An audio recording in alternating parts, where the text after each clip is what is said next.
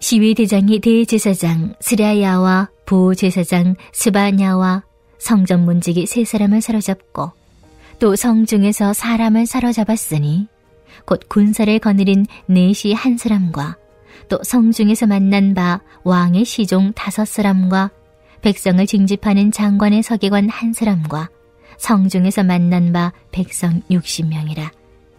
시위대장 누부사라단이 그들을 사로잡아 가지고 림나 바벨론 왕에게 나아가매 바벨론 왕이 하마 땅 림나에서 다 쳐 죽였더라.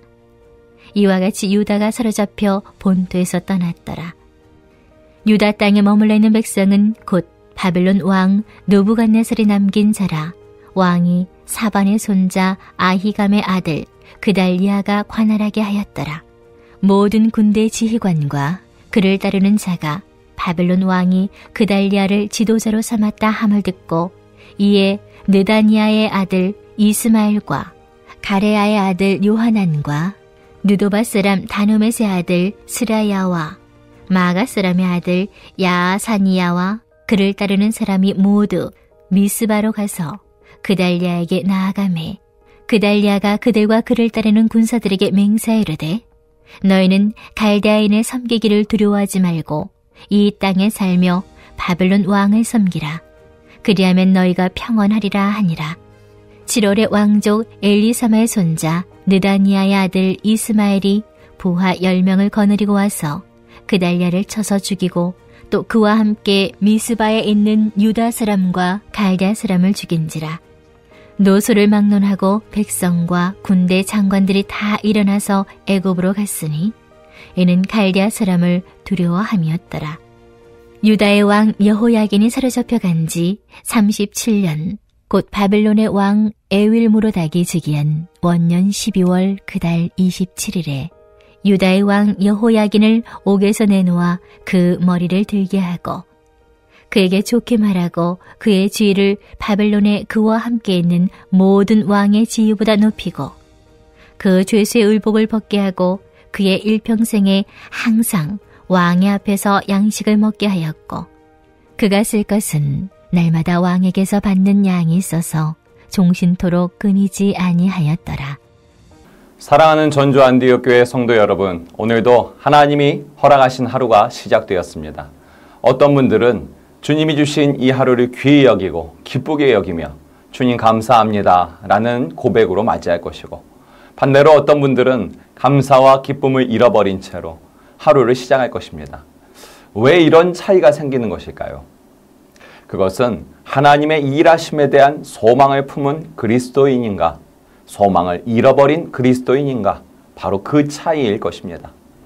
여러분, 우리가 지금 당장에 감사할 일, 기뻐할 일이 없어도 우리가 믿는 하나님이 우리를 생명의 길로, 복된 길로 인도하시는 하나님이라는 것을 믿는다면 우리는 그 믿음에 근거하여서 소망을 품고 살아갈 수 있는 것입니다.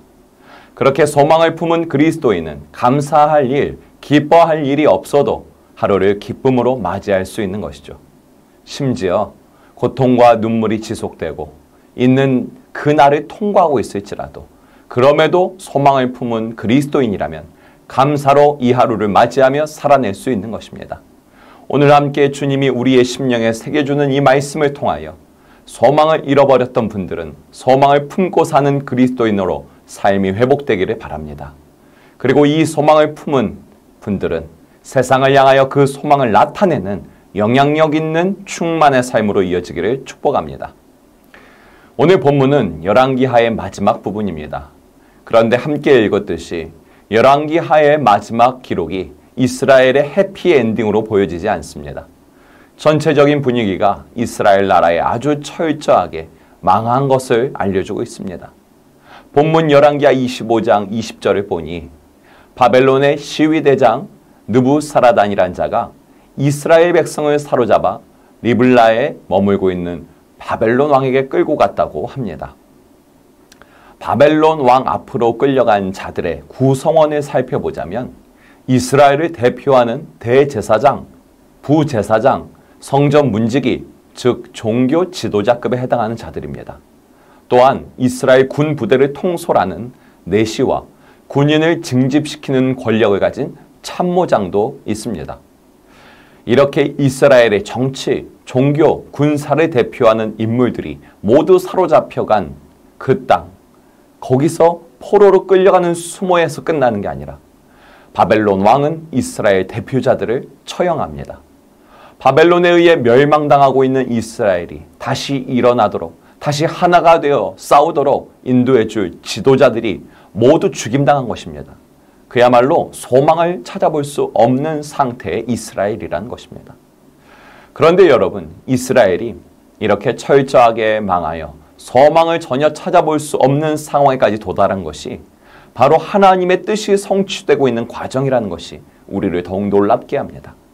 하나님은 예레미야 선지자를 통하여 바벨론이란 나라가 한시적으로 고대 근동의 패권을 잡고 호령할 것이라고 말씀하셨습니다. 그리고 이스라엘이라 할지라도 예외 없이 바벨론에 의해 처참하게 멸망당할 것을 말씀하셨습니다. 그러니 한시적으로 하나님께로부터 권력을 부여받은 바벨론의 그 체제에 순응하며 살아가라고 하나님은 말씀하셨습니다. 하나님은 왜 이스라엘에게 모든 소망을 거두어 가셨을까요? 하나님은 이스라엘이 하나님을 저버리고 패역했던 그들의 모습을 돌이켜 회개케 하기 위해서 바벨론을 들어서 사용하고 계신 것입니다. 동시에 하나님께서는 하나님을 인정하지 않고 우상을 숭배하며 자신들이 지닌 힘과 능력만 믿고 각 나라에 포악한 그 포악을 일삼고 있는 바벨론, 그 바벨론 역시도 심판하시려고 바벨론의 죄가 정수리까지 차오르기를 기다리고 계십니다. 그 진노의 잔이 바벨론의 죄악이 가득 채워졌을 때 주님은 그 진노의 잔을 바벨론의 머리에도 부으실 것입니다. 여러분, 오늘 말씀 속 이스라엘이 처한 상황같이 하나님께서는 뜻하신 바를 성취하기 위한 과정으로 때로 우리의 원수가 우리의 삶을 휘어젓고 원수가 우리 앞에서 승리의 개가를 부르는 것, 그렇게 보이도록 내버려 두십니다. 우리는 하나님이 항상 우리의 편이 되어주시며 보호막이 되어주시기를 바라지만 하나님은 그분의 크신 뜻을 이루기 위해 한시적으로 우리에게 그분의 얼굴을 가리우시며 침묵할 때가 있다는 것입니다. 성경은 그런 경우가 많다고 이야기하고 있습니다. 대표적으로 동방의 의인이었던 욥은 죄를 짓지 않았음에도 불구하고 영문도 모른 채 일정 기간 사탄으로부터 공격을 받아야 했습니다. 그것은 하나님께서 욥에게 더욱 큰 믿음, 이전에 없던 믿음을 주기 위한 축복의 시간이었습니다. 그리고 오늘 본문 속 이스라엘은 그들이 지은 죄를 씻김받기 위한 패역한 백성들에게 거룩한 백성으로 변화되기 위한 시간을 경험하고 있는 것입니다. 그래서 하나님은 바벨론에게 힘을 실어주시고 이스라엘에게는 얼굴을 가리우시고 침묵하고 계신 것입니다. 하나님의 일시적인 허락하에 큰 권력을 얻게 된 바벨론 왕 느부갓네살은 이스라엘의 모든 계층을 대표하는 60여 명을 처형한 뒤에 유다 땅에 남겨져 있는 백성들에게는 그달리아라는 자를 지도자로 세워줍니다. 이 그달리아는 유다 땅에 남겨진 백성들에게 바벨론의 말을 잘 따르면 이스라엘 민족이 더 이상 고통당하지 않을 수 있으니 바벨론을 잘 따르자고 권면하고 있습니다. 이러한 그달리아의 친바벨론 정책은 강대국이자 원수의 나라에 머리를 숙여서라도 목숨을 부지하자는 비겁한 말로 들립니다. 또한 우상 숭배의 이방 민족을 잘 섬기자고 하니 유다 백성들을 우상 숭배의 길로 인도하는 것처럼도 보입니다. 하지만 당분간 바벨론을 잘 따르자는 그달리아의 말은 하나님의 선지자 예레미야가 이미 이스라엘 백성에 했던 말과 일맥상통합니다. 예레미야 선지자는 이스라엘의 심판을 예언할 때에 하나님께서 바벨론을 통하여 이스라엘을 징계할 것이며 이스라엘 백성들은 하나님의 맹렬한 진노를 절대로 피할 수 없을 것이다 말했습니다. 그러니 그 징계의 시간을 거스르거나 반항하려고 들지 말고 뼈아픈 눈물의 시간을 인정하고 그 삶을 살아내라 하였습니다. 그러니 바벨론을 잘 따라야 한다는 그달리아의 말은 틀린 말이 아니었습니다. 그런데 우리 인간들은 어찌도 그리 어리석을까요? 그달리아의 친바벨론 정책에 분노를 느낀 자들 중에 다윗 왕과의 자손인 이스마엘이라는 자가 무리를 선동해서 그달리아와 그달리아 주변에 있던 바벨론에서 온 관계자들까지 다 죽입니다. 이스마엘이라는 사람이 다윗 왕조는 영원하리라는 언약을 받은 그 다윗 왕과의 후손이라고는 하지만 이스마엘의 그 혁명가와 같은 행동은 결과적으로 이스라엘 백성들에게는 아무런 도움이 되지 못했다는 것입니다. 그달리아와 바벨론 관계자들이 모두 죽임당한 사건으로 인해서 유다 땅에 남겨져 살던 백성들은 강력한 바벨론의 보복이 두려운 나머지 오히려 유다 땅을 지키지 않고 그들이 탈출했던 애굽, 하나님이 인도하여 냈던 애굽으로 다시 돌아갑니다. 예수님도 너희는 열매를 보아 알고 깨달으라고 하셨듯이 이스마엘의 행동이 가져온 열매는 자유와 승리 그리고 생명 그러한 것들과 반대되는 죽음, 두려움, 민족 분열 뿐이었습니다. 여러분 우리는 이 부분에서도 깨달을 것이 있습니다. 사탄의 계략이나 더러운 영들의 영적인 공격에 의한 것이 아니라 어디까지나 나 자신의 욕심과 탐심, 내 육체의 소욕을 이기지 못하고 저지른 죄가 쌓이고 쌓여서 결국 그 죄로 인한 징계를 받을 때 말씀에 나오는 이스마엘처럼 저항해서는 안 된다는 것입니다. 나의 고집과 혈기로 하나님이 허락한 그 상황을 뒤집으려고 해봤자 오히려 그 상황이 더욱 악화되고 더욱 최악으로 치닫을 뿐입니다. 하나님은 이미 많은 기회를 주셨습니다. 하나님은 이미 오래 참으셨습니다.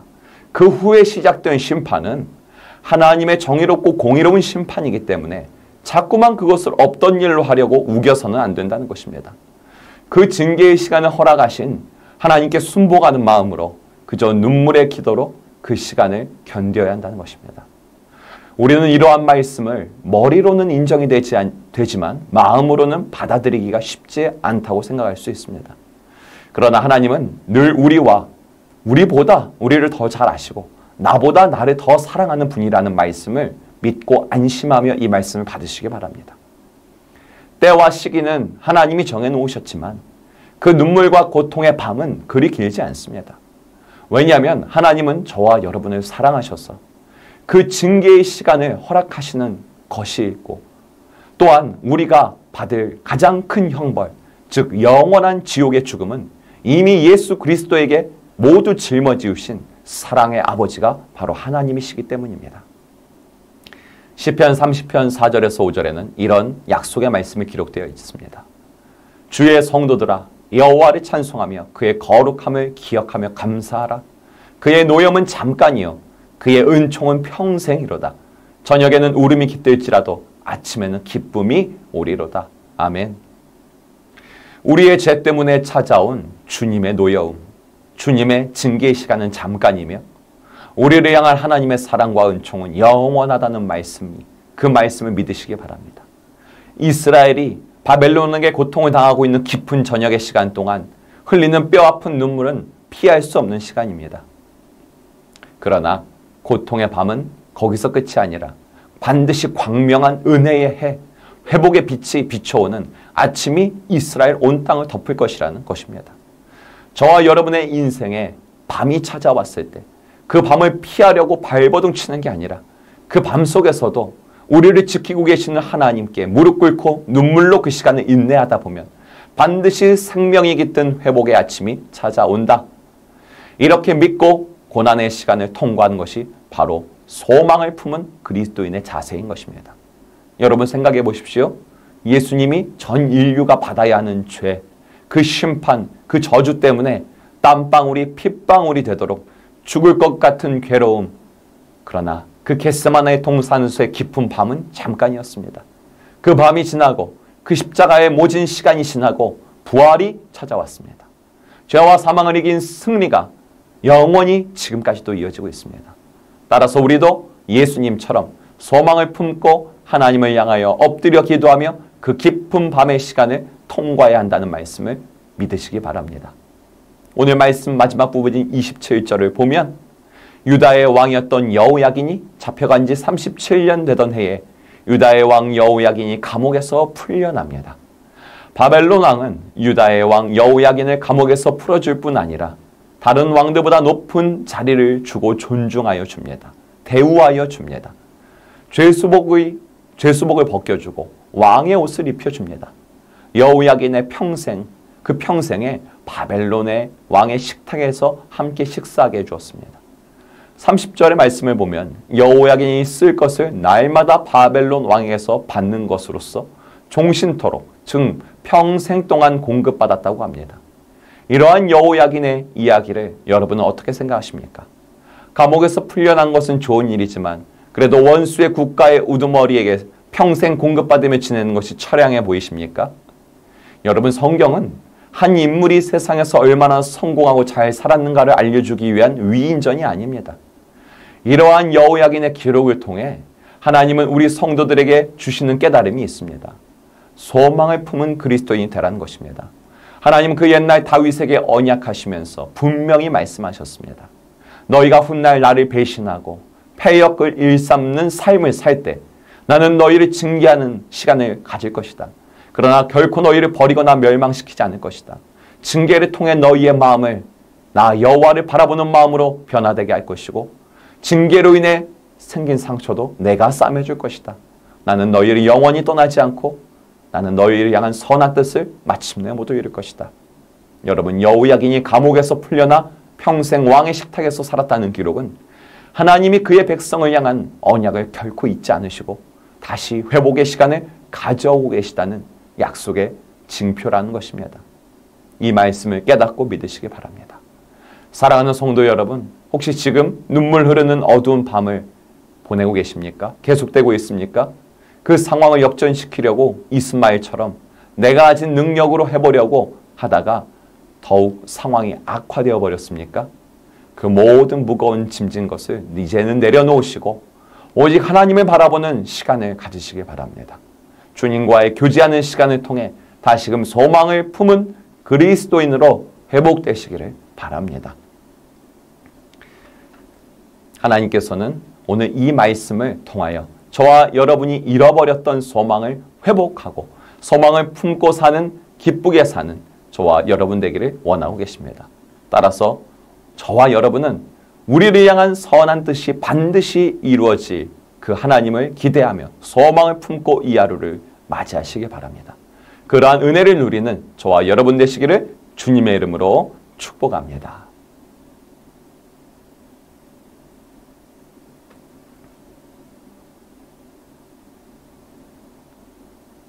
우리 함께 기도하기 원합니다. 뼈아픈 눈물이 흐르는 깊은 밤은 잠시며 회복의 승리의 해가 반드시 떠오른다는 말씀을 믿습니다. 이스라엘을 회복시킬 뿐 아니라 새롭게 하신 하나님, 그 하나님이 나와 우리 가정의 소망임을 고백합니다. 오늘 이 하루도 소망을 품은 그리스도인으로 살아가게 하소서. 단기 선교와 여름 사역을 통해 하나님의 일하심을 듣게 하심에 감사드리고 남은 여름 사역의 일정 가운데도 크신 은혜로 역사하여 주옵소서. 이번 주 24일 토요일, 25일 주일에 진행되는 진행 예정인 베데스다 수련회의 큰 기쁨과 충만이 넘치게 하소서. 우리 주의 이름 부르며 함께 기도합시다.